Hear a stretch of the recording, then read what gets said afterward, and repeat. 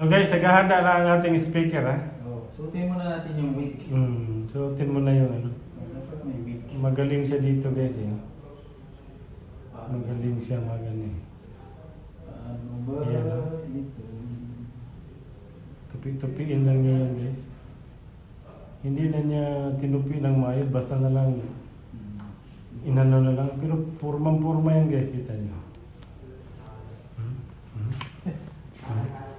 Hindi pa, ayusin ko. Kita niyo na. Magaling mag-ayos yun eh. Design life check. Ali life po. Ayan. Ayusin talaga yan guys. Kasi manood pa naman yung ambasador na. Pupunta ambasador natin no? Hindi. Yung representative niya. Representative niya. Bagay na pagbigyan na tayo noon no? Importante, ikaw pa rin. Oo. Nandito ka. Ayun. Yun lang pala ang pinakamaganda ano doon. Ayun. Kasi mga ambassador, para ang purpose nila ay manilbihan sa pambayan. Ikaw yung importante, ibig sabihin. Ikaw yung Oo. pambayan. Tama? Tama.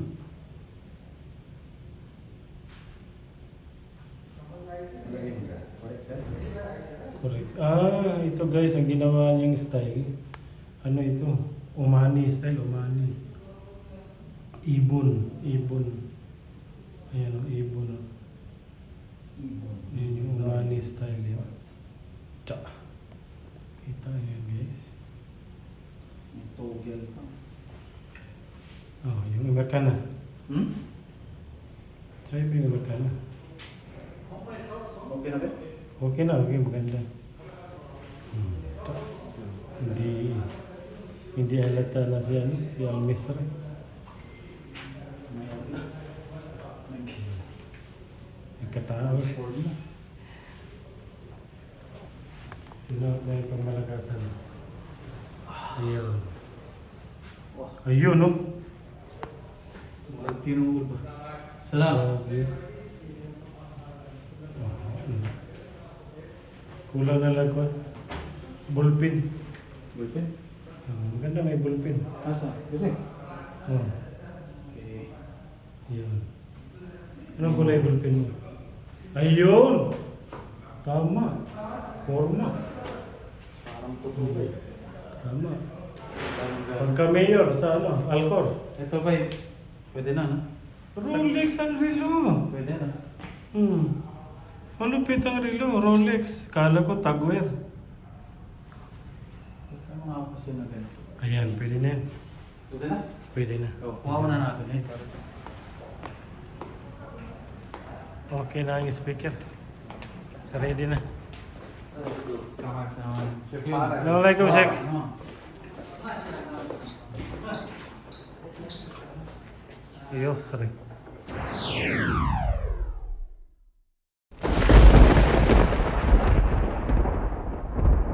Umar bin Zaid Islamic Cultural Center.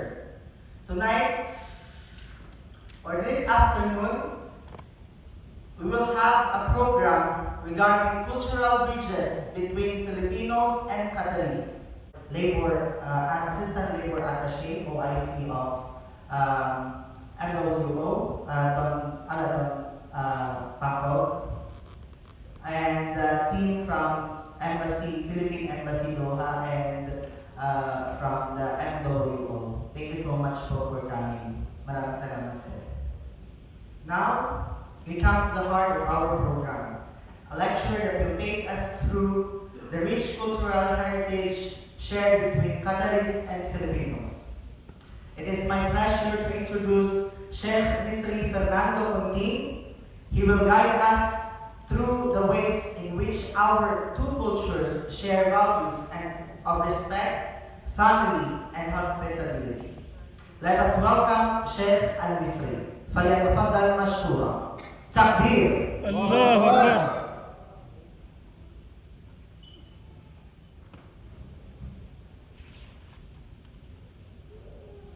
Mukhang hindi nakadesign itong podium para sa akin. Medyo mataas.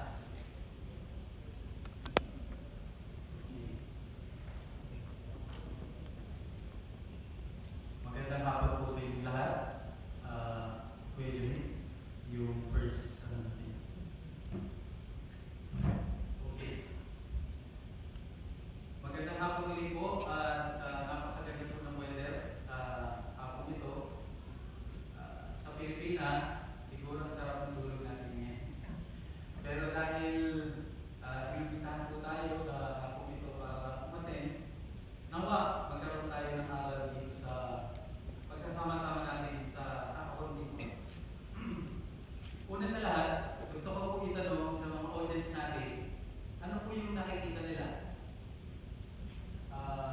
Itaas ko po yung kamay ninyo kung meron po kayo nakikitang baso or grill. Meron po kayo nakikitang baso o grill? Yes, itaas niyo po yung mga kamay ninyo. Mukhang matamlay, talaga masarap matulog. Meron po kayo nakikitang grill o baso? Okay. Meron ba nakakita ng dalawang mukha na yes, okay. So, maaari ba natin sabihin na yung nakakita ng baso mali sa mga nakakita ng mukha? Ulitin ko, pwede ba natin sabihin sa mga tao na nakakita ng mukha na baso lang yung nakikita ko? Siyempre, hindi natin masasabi dahil magkakaiba yung ating perspective at saka perception. Yung next na picture po natin, ayan. Kung titignan po natin dito sa kabila, parang galing tayo dun sa nanay na kinain niya yung kanyang anak. Ano? Pero kung titignan naman natin, kung hindi magkasabay itong picture na ito, sasabihin natin, Masya Allah, caring masyado yung nanay, nakikita kahit sa mga hayop. So, ang lahat ng ito ay naaayon sa ating mga pananaw sa buhay. No? Ang mga konsepto ng tama at mali ay karaniwang hinuhugot mula sa maraming aspeto ng ating pagpunlad bilang tao. Mga karanasan nating pamilya, edukasyon, at higit sa lahat, reliyon at kultura. Ito po yung hugis ng ating persona. Ang kultura ay may malaking papel sa paghubog ng ating pamantayan sa kung paano natin pinapatakbo ang ating buhay. Sa pamamagitan ng kultura, natutunan po natin ang mga nakasanayang paniniwala, yung tradisyon, ang mga kaugalian na nagiging basehan natin sa ating desisyon sa buhay at mga kilos. Sa ngalan ng Allah, ang pinakamaawain, ang mahabagin, binabati ko po kayo sa pagbati ng kapayapaan. Assalamualaikum warahmatullahi wabarakatuh. Muli sa inyong lahat at sa mga napaka-honorable visitors po natin na pinagbigyan po tayo para po umatin dito. Ano nga ba yung kultura at bakit natin dapat talakayin at pag-usapan? Ano ang kultura ng kapal? Ano naman yung kultura na kagisnan natin mga Pilipino? Maaari bang magkaroon ng ugnayan yung dalawang magkakaibang kultura? I'm very sure at sigurado ako lahat tayo meron na tayong naging karanasan sa iba't ibang kultura ng ating mga nakakasalamuhan. Yung iba dito, Indiano, yung iba Kapari, no? Meron silang daladalang mga ugali, tradisyon na pati sa trabaho, sa mga kapitbahay natin, nakikita po natin at lumalabas itong mga kultura nito. Yung may mga kultura at ugali na ating hahangaan. No? Nakakahanga tulad ng kultura ng Japanese na sa bawat pagpunta po nila ng Hajj dati, makikita nyo, pinupulot nila lahat ng basura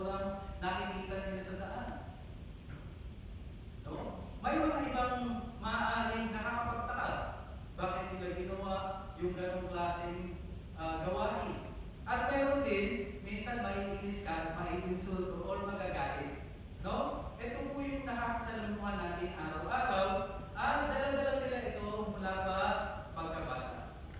So, paano ba dapat natin o paano dapat tayo makitungo sa kanila? Naiiba sa nakasanayan at nakagawian nating kultura. Dapat ba natin itong tignan sa lente ng ating sariling kultura? Yan po yung mga katanungan na ating susubukan sasagutin. Hopefully, sa loob ng 20 minuto ng inyong mga mahalagang oras. Hopefully, mabigyan natin ng justice yung topic at meron po tayong matutunan. Ang mga katanungan na yan, ito po yung tutulong para mapahalagahan natin at maintindihan natin yung topic natin pagtuklas sa mayamang kultura ng kapal at paghahambing ng mga pagkakapareho sa tradisyon ng mga Pilipino.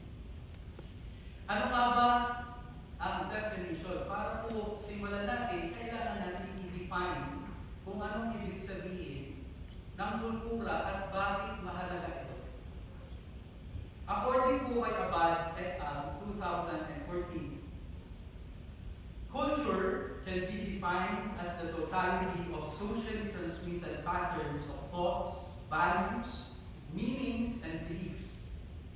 It encompasses a wide range of elements that shape a community's identity, including language, religion, food, clothing, music, art, social practices. Culture not only reflects the unique characteristics of a society, but also acts as a cohesive force that binds individuals together through shared experiences and conditions. Napakagandang pakinggan, English. Nosebleed po ako, buti na lang meron tayong ChatGPT. Nung tinanong po natin, anong kahulugan nito sa Tagalog, no? Pinatranslate natin sa ChatGPT, meron po tayo Tagalog, no?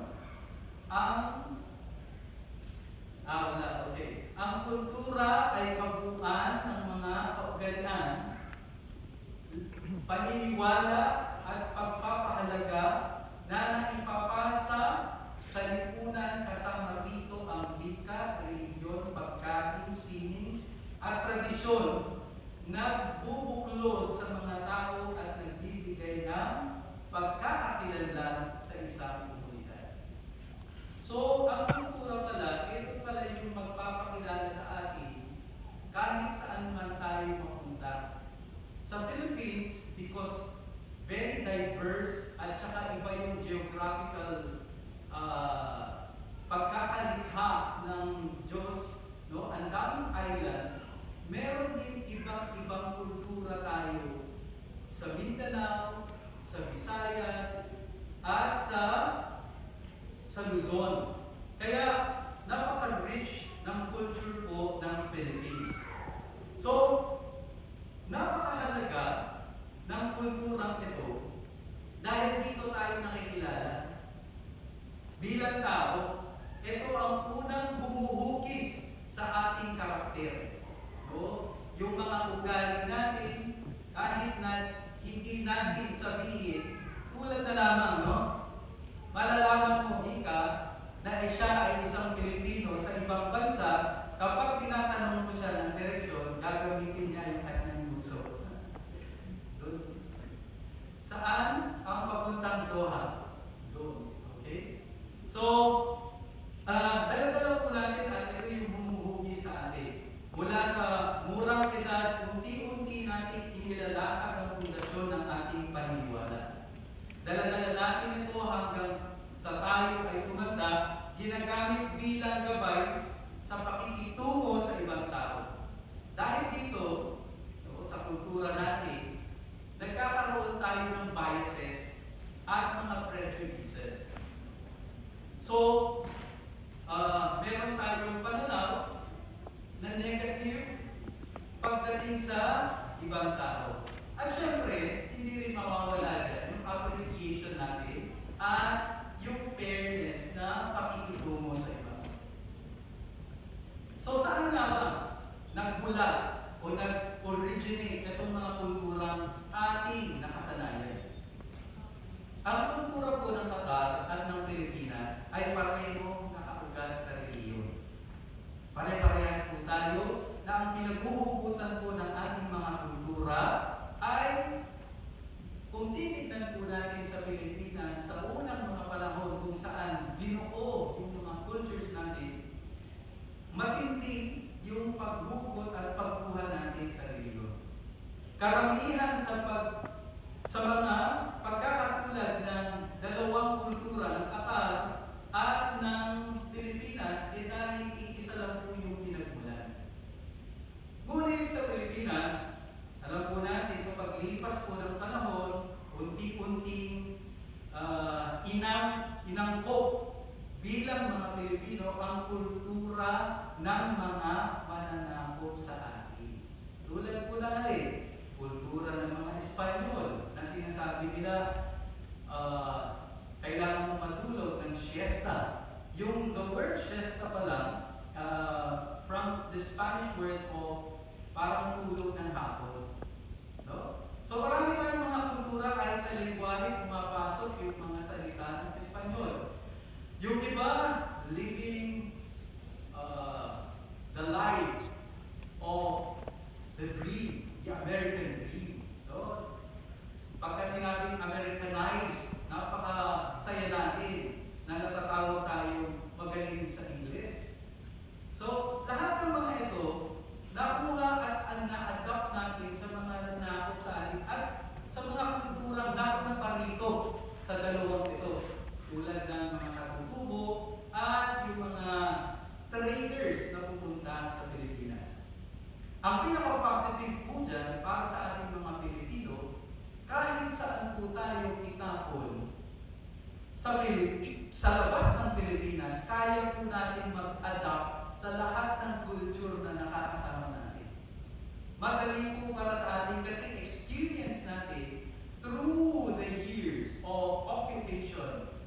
Isipin nyo, 333 years indoctrinated tayo sa culture ng Spain. Diba? So, ito po yung positive sa atin. Sa kabilang dako naman, yung Qatar, syempre nanatili pa rin yung mga Qatari sa kanilang paniniwala sa religion. I said, tinanggal yung religion malapit pa rin sa kanilang kultura. So, bigyan po natin ng example. No?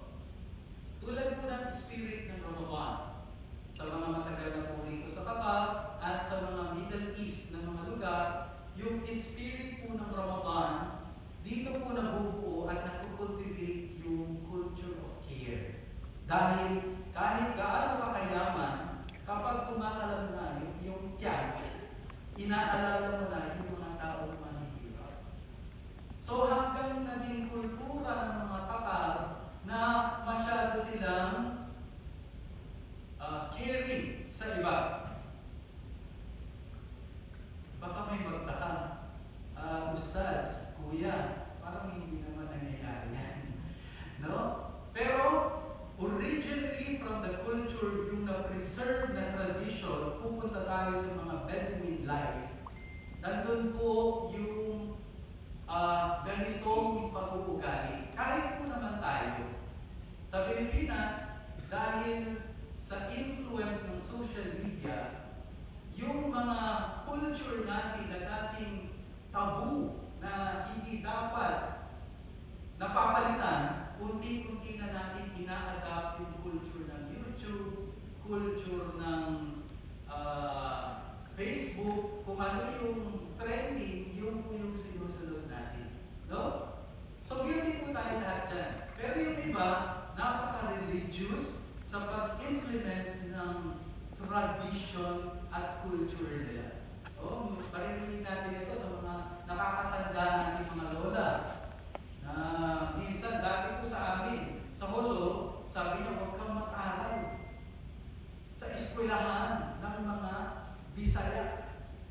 Yung secular education, Sabi niya, huwag kang mag-aral sa secular education kasi mapapalitan, magiging, ano ka, hindi ka na Muslim. O, ganun nila pinipreserve dati. Ganun din po sa Qatar. No? Yung mga tradition na ito, makikita po natin sa mga Bedouin life na pinipreserve pa rin nila. Yung iba gusto manirahan sa mga malalayo at hindi sa city. Tulad ng Alcor, kung saan po kami, no? Sa mga Rakira, gusto nilang malayo para ma-preserve nila yung life nila, pati yung kultura.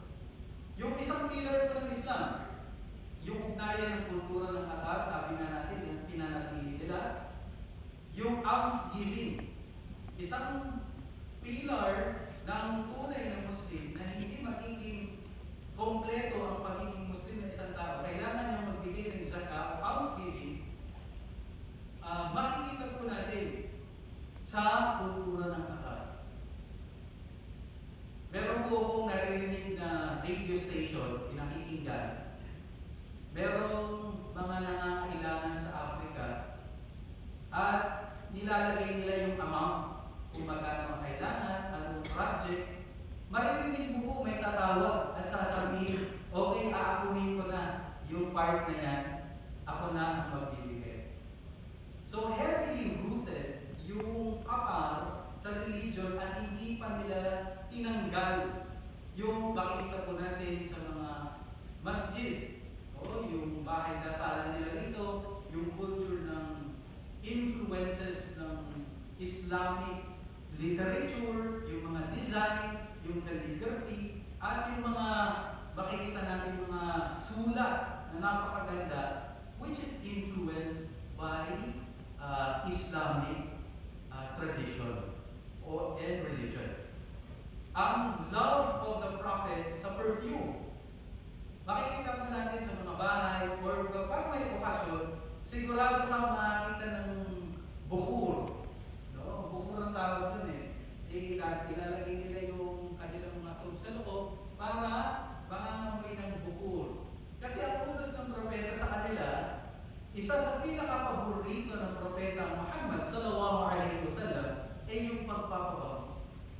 Kaya na-transfer po ito at naging kultura nila. Pati na rin kasama na rin ito yung oud, yung kahoy na maliit na sinusunod nila, no? Or nagiging oil-based siya na pinapahid nila. Ano yan? Sa mga turo ng Prophet Muhammad sallallahu alaihi wasallam. Isa pa sa mga turo niya, yung kamay na nasa ibabaw, mas mainam kesa sa kamay na nasa ibaba. Ibig sabihin yun ang nagbibigay, no? Kaya makikita niyo po, kahit hindi pa dumating yung masarap at karanaang buhay ng Qatar bago dumating yung oil, makikita po natin yung mga doughboats. Ang original na negosyo po talaga nila is pearl diving at saka sa sea yung kanilang negosyo. Patay po yung Qatar dito, isiyerto po lahat. Pero yung livelihood nila, ibig sabihin, ang kultura na yun, may responsibility yung tatay para i-feed. Ayon din sa katuruan ng Propeta Muhammad sallallahu alaihi wasallam. Na pinanatili din nila yung Bedouin life nila. Nakita niyo po yung pagkalaki-laki stadium sa Alcor.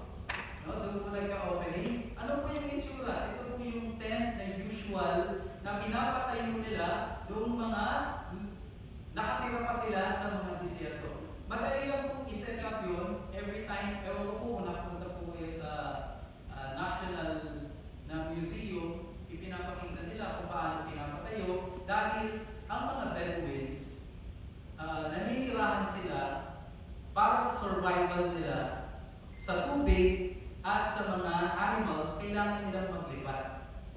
So palipat-lipat sila, dala-dala nila yung mga tent nila, yung mga hayop, yung mga kambing, tupa, ganoon po yung life nila. So hanggang ngayon po, dala-dala po ng iba yung kultura. Kaya huwag po tayong masyadong magtaka kung medyo harsh yung pakikitungo ng ibang Arabo sa atin.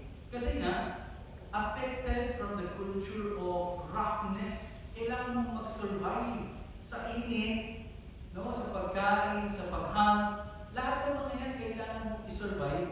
So, sabi pa nga ng isang kilala namin sa ospital, dati-rati, nung wala pa ang mga aircon, maraming namamatay ng mga bata sa sobrang init dito sa Qatar. Isipin niyo po, yung mindset na dala-dala nila na maaaring mamatay yung anak mo pagkapanganak dahil sa sobrang init.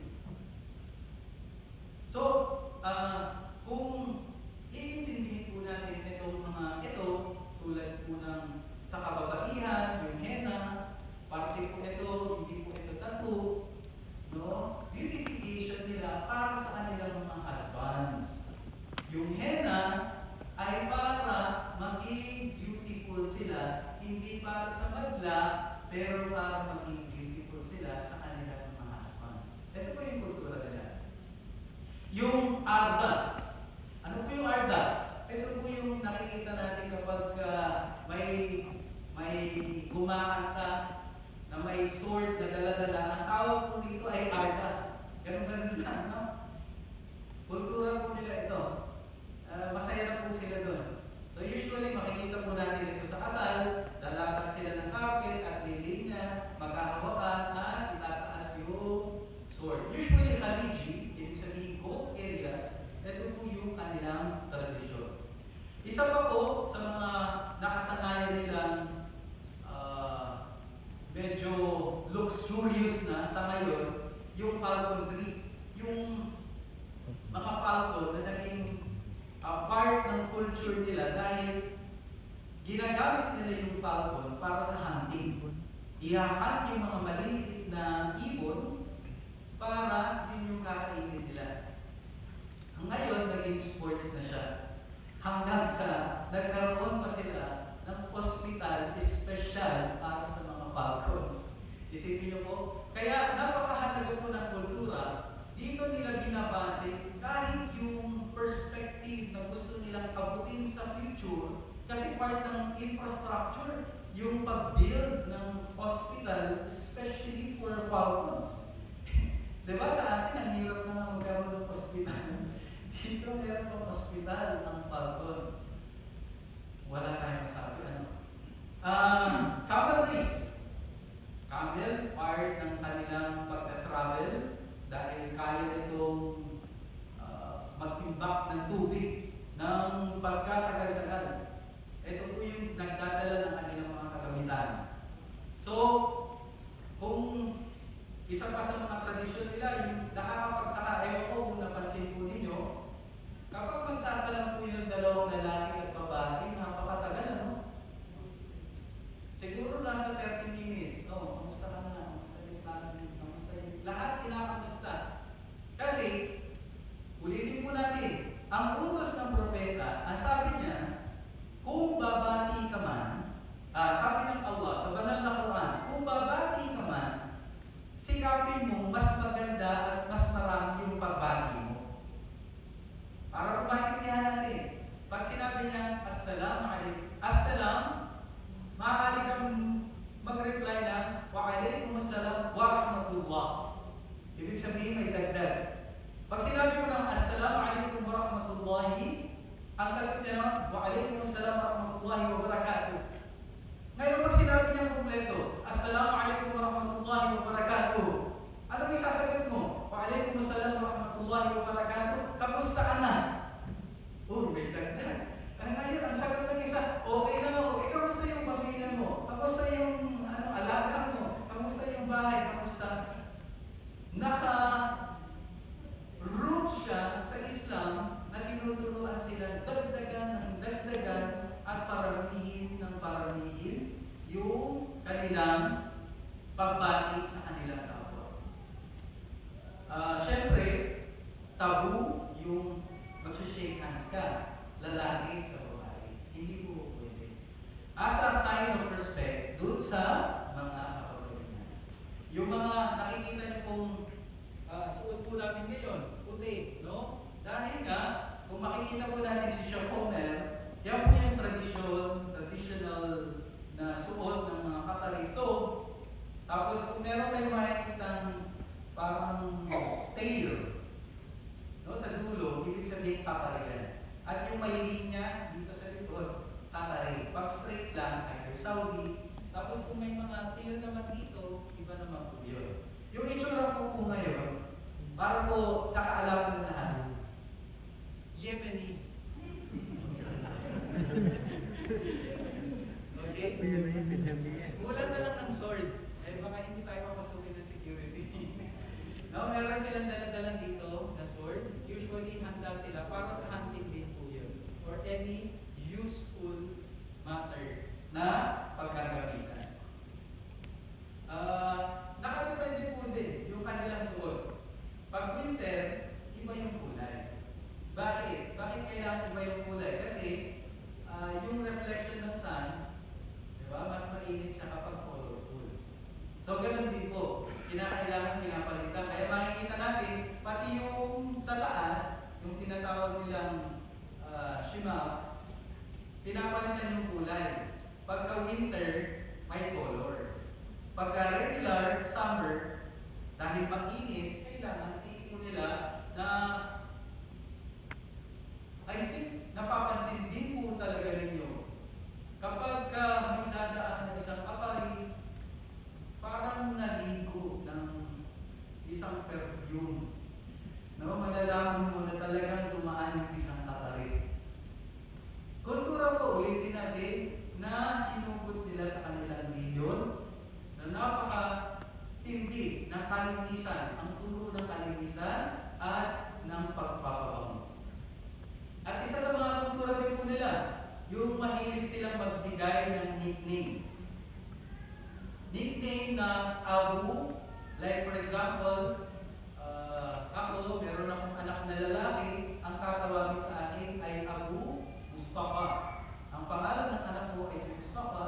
So hindi ka nila ina-address directly sa pangalan mo na Homer, pero bibigyan ka ng nickname bilang paggalang na ikaw ay tatay ni Mustafa, Abu.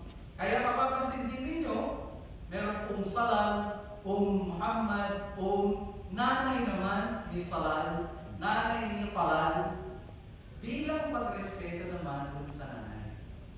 Sa kasal naman, hindi kinukuha ng babae yung apelyido ng kanyang asawa. Nire-retain niya yung kanyang apelyido.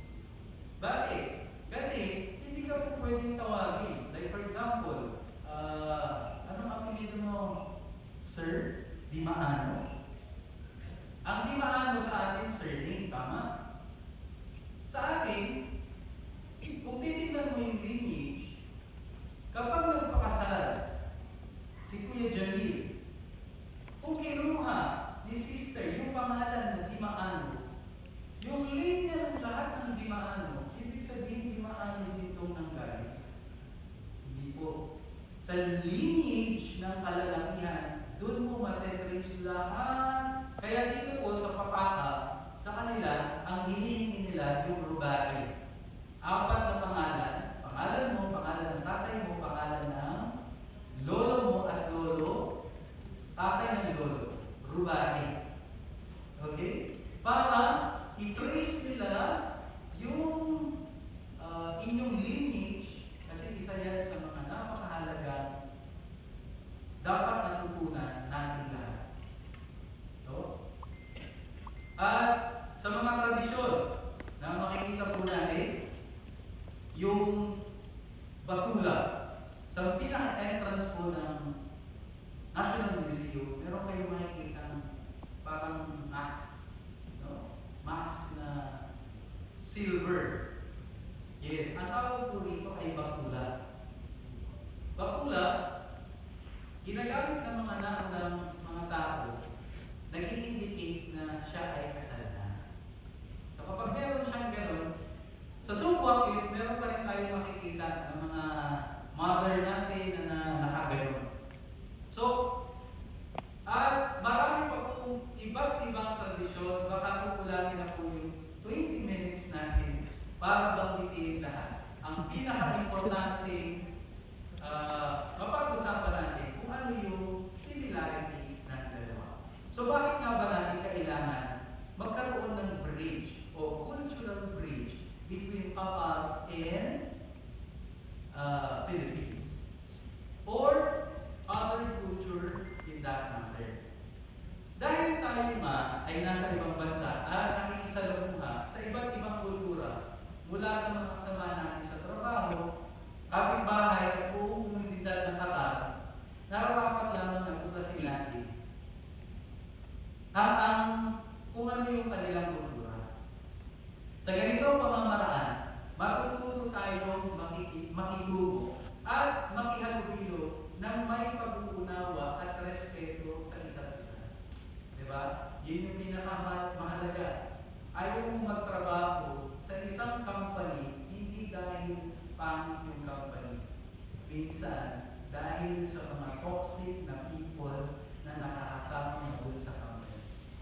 Pero kapag meron kang cultural understanding ng bawat na nakakasalamuha mo, nabubuo yung respeto at pag-unawa sa isa't isa. Ang pagtuklas ng kanilang kultura ay makakatulong upang mabuo natin yung sinasabi natin topic na bridging the understanding. Magkakaroon tayo ng pagkakaisa sa trabaho, mababawasan ang paghuhusga sa ibang tao, at mas lalo natin ma-appreciate ang ating mga kasama. Para magkaroon tayo ng cultural bridge, kailangan natin simulan kung ano nga ba yung pinaka-common sa at pareho sa ating mga kultura. Unang-una, ang similarities natin ay ang family-oriented. Parehas po ang Qatar at ang Pilipinas pagdating sa pamilya. Unang-una na po rito ay yung paggalang sa mga matatanda. Sa atin, makikita po natin, no?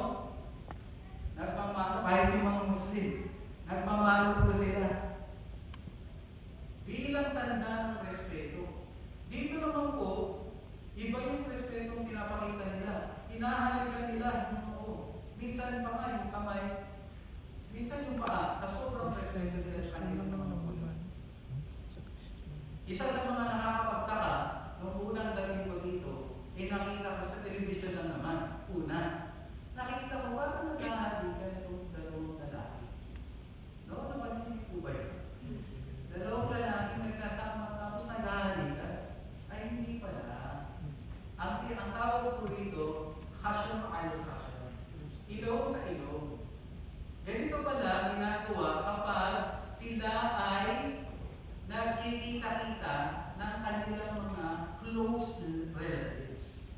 No? Bilang paggalang, yung iba, kapag mas matanda, ilong-ilong, tapos sa noo. Yung iba, nag-aagawan pa.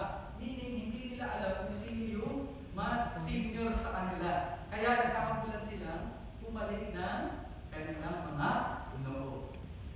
So, kasama rin dito sa mga magkakaparehas tayo, yung isang bahay sa Pilipinas, naku, nandun na si tita, nandun na si tito, nandun na si ate, si kuya, lahat magkakasama tayo sa isang bahay. Ganun din po yung Qatar. Kaso, iba yung sa kanila. Dahil meron silang resources, hindi po katulad natin, magkakasama po sila sa isang compound. Iiba lang na yung kanilang mga bahay. Yung mga bahay nila, meron mga designated family members na nakatira lang sa specific na lugar. Okay? So, parehas po tayo dyan na very important yung family natin. Yung pagtutulungan ng pamilya. No? Nagtutulungan tayo. Kapag nakapasok yung isang Pilipino, naku, naghahanap ng paraan kung paano makapasok yung kanyang kamag-anak doon sa same na company dahil maganda yung experience niya. Pero din po, yung mga Qatari sa kanilang mga kamag-anak. Pagsunod at paggalang sa pamilya na nire-respeto ng kanilang mga anak, yung kanilang mga nanay, pati yung ewan ko kung mapapansin din ninyo, Yung mga anak natin dati, kapag may nag-uusap, except yung mga iPad generation na ngayon, ano? Iba na. Yung mga anak natin dati, ay anak talaga ng Chef Homer. Sa amin, medyo bata pa kami. Okay? Yung mga dati, kapag dadaan sila at may nag-uusap, no, yuyuko para magpakita ng respeto at ayaw nilang istorbohin. No? Ganito po yung kultura natin sa paggalang. Ganun din po yung mga kapatid sa kanilang mga pamilya. Pangalawa, para hindi po natin paramihin, yung pagkakaparehas natin sa hospitality. Yung hospitality po ng Qatar at ng Pilipinas, hindi po nagkakalayo. Tulad po ng pag-aalok ng pagkain. Pag sinabi sa iyo ng pag inimbita ka ng Qatari, huwag mong i-deny yung kanyang invitation. Kasi insulto para sa kanya yun. At kapag nag-imbita siya, napakasaya niya na tutugunan mo. Ganun din po tayo. Nag-aalok din tayo. Kahit yung isang tinapay na lang na kinakain natin, nakita natin may tumitingin, inaalok natin, no? Ay, hindi natin gusto. Minsan-minsan. Pero nakikita natin, sabi pa nga naman nila, it is the thought that matters. So, parehas po tayo sa pag-alok at sa mga pag-alok ng mga bisita. Minsan, binibigay pa natin yung mga kama natin na tayo nakahiga, ihiga tayo sa lapag para lang kung wala tayong ibang guest room, binibigay natin yung mataas. Ewan ko kung maalala ninyo, dati sa mga probinsya, kapag bibisita yung mga taga-city sa probinsya, kakatay. No? At yung iba, dahil tuwang-tuwa sila, gusto nilang ibigay yung pinaka-the-best, ibibigay yung sardinas. Kasi yun sa kanila, yung sardinas yung pinakamataas. So, ganun po tayo. Ganun din po yung Qatari sa pagbibigay nila at pag-welcome nila ng mga bisita kahit hindi pa nila ito kilala. No?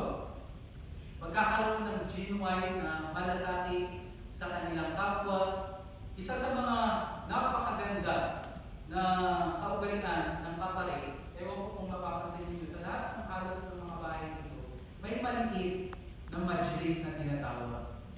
No? Welcome po dito lahat na pumasok anytime. So long as open siya, kumain ka, uminom ka ng gahwa, may magsiserve pa sa'yo. Kapag binigyan ka ng gahwa, kung ayaw mo na, isa-shake mo na. No? Kung gusto mo pa, ipagpatuloy mo, ganun lang. Kung ayaw mo na, saka mo lang isa-shake. Pero kahapon, meron akong naging kasama. Sabi ko, bakit hindi tumitigil ito? Puno-puno na yung, inaantay niya na yung main course. Pero tuloy-tuloy yung kape na lang. So, kung alam mo natin yung kultura, siguro hindi mangyayari ito sa atin. So, kung ayaw mo na, isi-shake mo na. No? Naranasan ko po ito. Nung dinala ko ni Mr. Jamal sa isa sa mga majlis. Napaka-welcoming ng mga tao, kakausapin ka. Kung may problema ka, punta ka lang doon. Anytime po. No? Mayroong separate yung para sa lalaki at meron din po separate para sa mga kababaihan. Sa mga tradisyon na nakasanayan po natin, mapapansin po natin yung mga Qatari sa paggalang sa kanilang mga patay, merong mga tent na ipinapatayo at magpapakain sila sa tao. Ganun din po tayo. Pero wala na tayong tent. Meron tayong tolda at may naglalaro sa gilid. Siya po yung gagamitin natin tulong dun sa namatayan.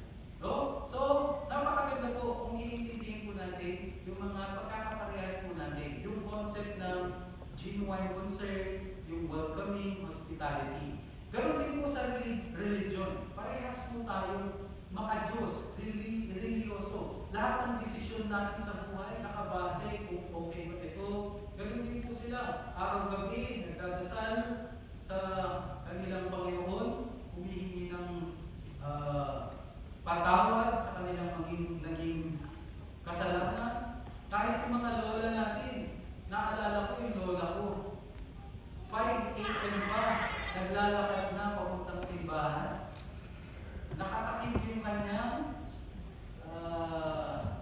Ulo. buhok at hindi pinuputol. No? Ganun po, kareliyoso yung ating kultura. Makikita po natin yan. Kahit dito po, ang mga Katarik, napaka-religious nila pagdating sa pag-implement nila ng religion. At yung panghuli, at dito natin tatapusin, yung modesty at saka dignity. Ang pagpapahalaga ng itsura, makikita po natin yung kapapatihan talagang takip na takip. No? Kasi yung beauty nila is not for public consumption. Their beauties are solely for their husbands. Kaya mapapansin po natin, yung khira, meron din tayo na talagang pinapreserve ng mga Katarik yung pag-segregate ng kababaihan at kalalakihan.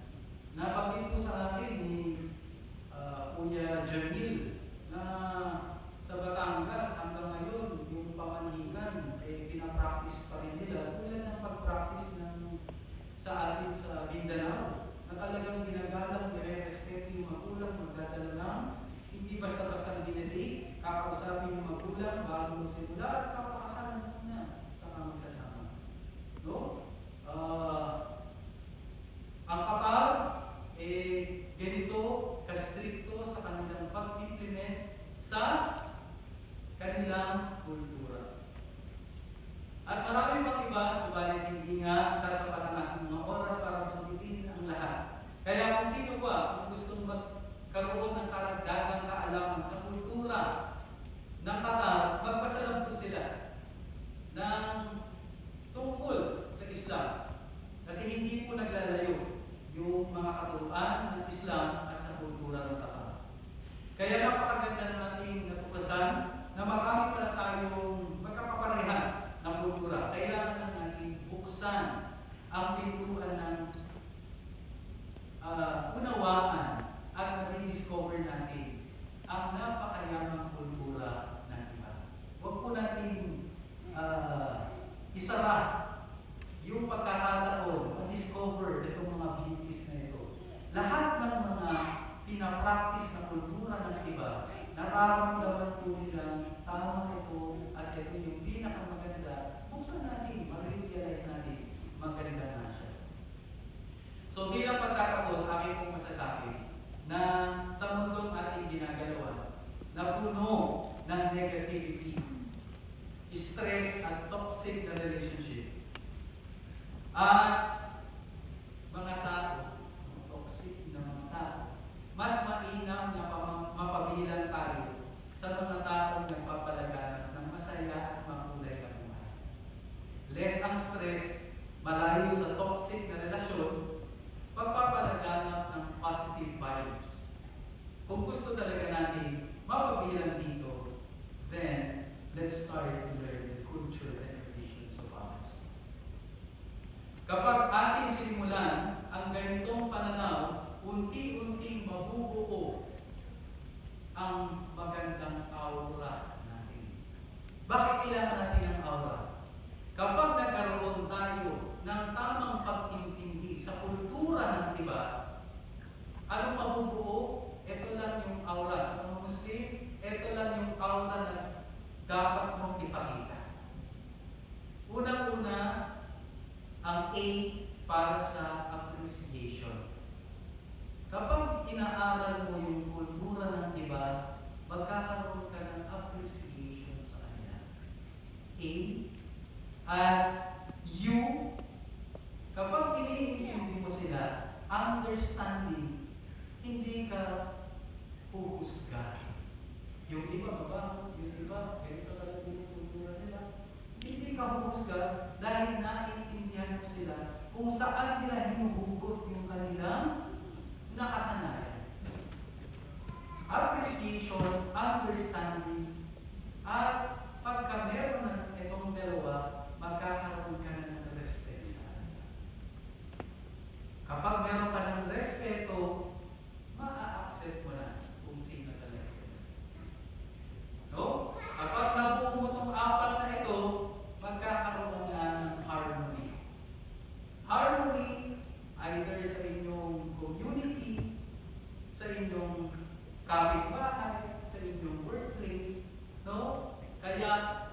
ito yung isa sa pinakamagandang ingredient para sa happy life.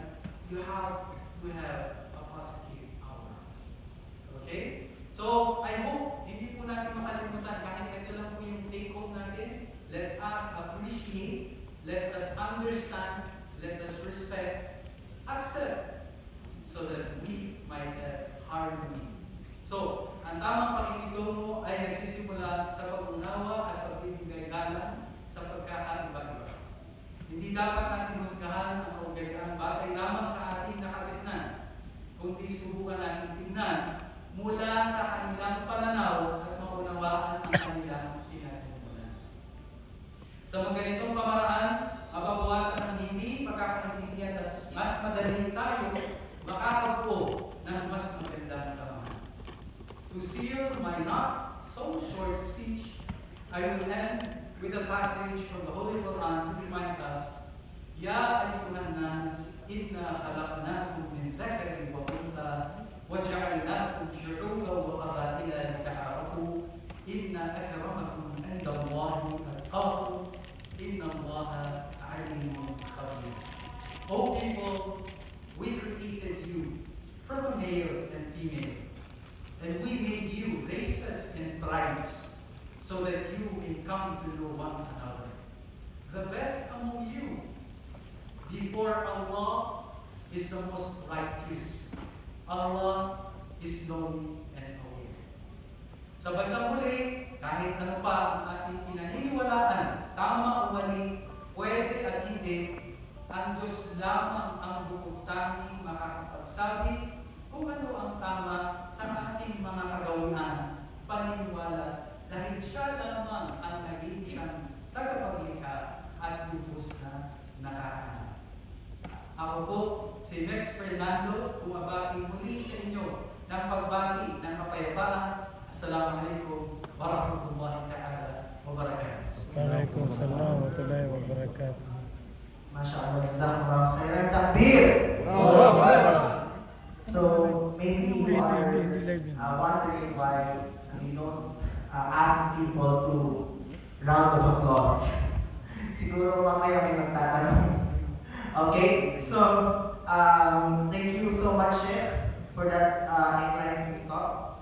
So we have now reached the part of our program where we open the floor for your questions. Whether you are curious about the cultural practices, shared values, or simply want to learn more what was discussed, we welcome your inquiries. So if you have a question po, you can raise your hand. Tapos meron po magbibigay ng mic para marinig po ang inyong katanungan. Thank you po. Meron po kami tanong?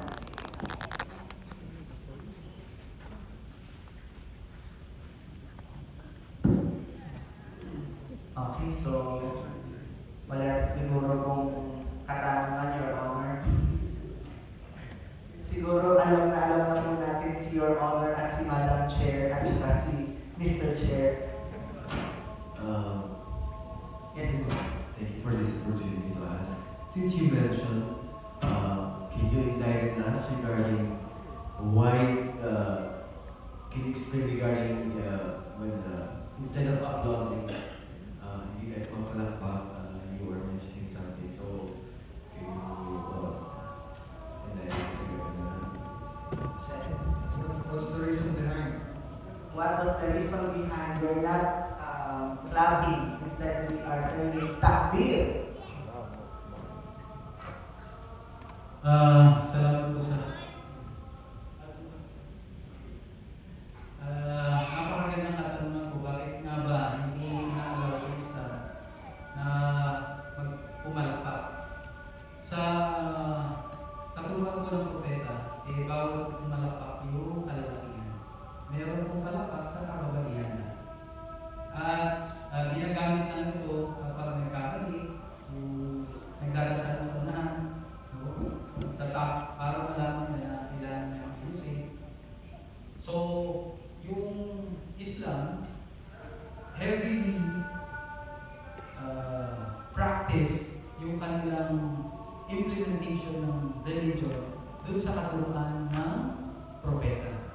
ayon sa propeta, ipinagbabawal na pumalakpak yung kalalaki.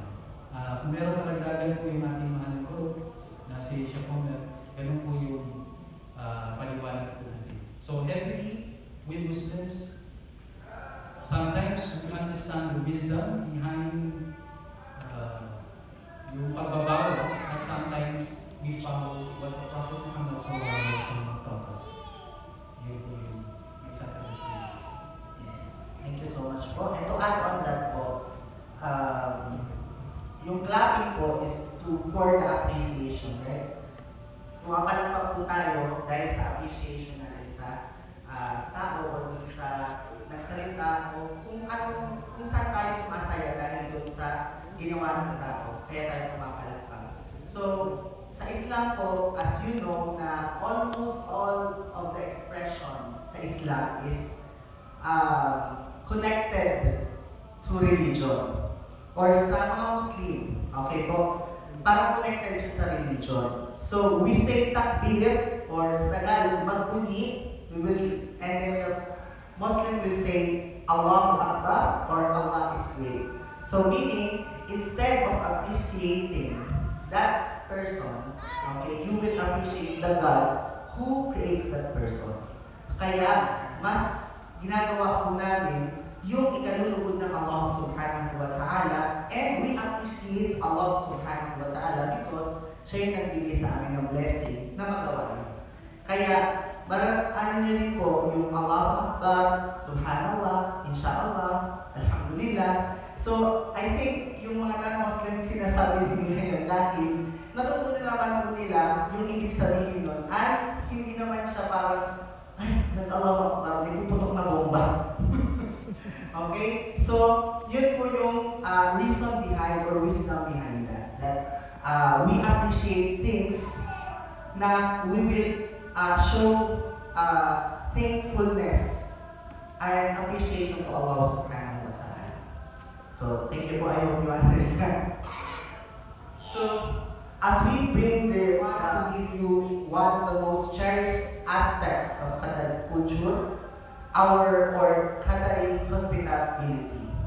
We have prepared a section of traditional Qatari foods for you to enjoy, and it is said that sharing a meal together is one of the best ways to understand each other, and we hope that tonight, as we break bread, our connection will deepen. So, on behalf of Abdullah bin Zayed Islamic Cultural Center, I would like to thank Vice Monica Kalangian, again, Vice Consul Jeffrey Bata, and sorry po yung po kanya recognize kanina, and Assistant Labor Attaché Alan Bangko, Admin Officer Berly Cabal, Ma'am Miriam Wakal, and Rodney Villanueva, also Anna is from the team. So thank you so much po for coming. So, shukran, jazakumullahu khairan once again, and we look forward to seeing you in the future events. Assalamu alaikum wa rahmatullahi wa barakatuh. So, we have prepared po on the back section, girls, doon po tayo, female section, sa majlis. Dito po, lalabas po tayo dito, tapos meron po tayo nakita doon ng mga tables and buffet para sa inyong food. And yung mga boys po, dito po tayo sa likod. If you wanted to eat na po, you can start eating. Yung iba po, pwede natin po mag-pray dahil na-tagal na. Jazakumullahu khairan, subhanallahi wa bihamdihi, asyhadu an la ilaha illa anta, astaghfiruka wa atubu ilayk. Assalamu alaikum wa rahmatullahi wa barakatuh. Okay, thank you so much.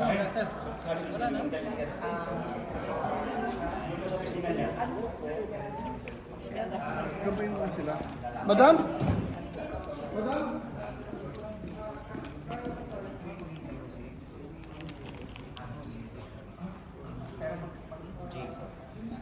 Dito po tayo.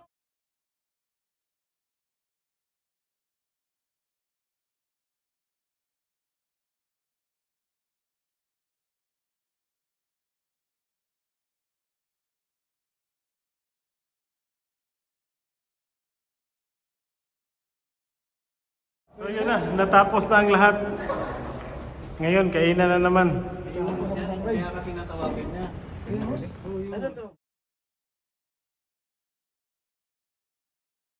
Ayan o, uwi na sila. Tapos na ako nagsikainan.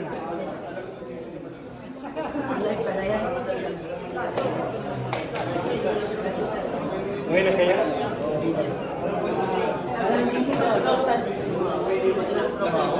Pwede lang to stand, Mex, ha?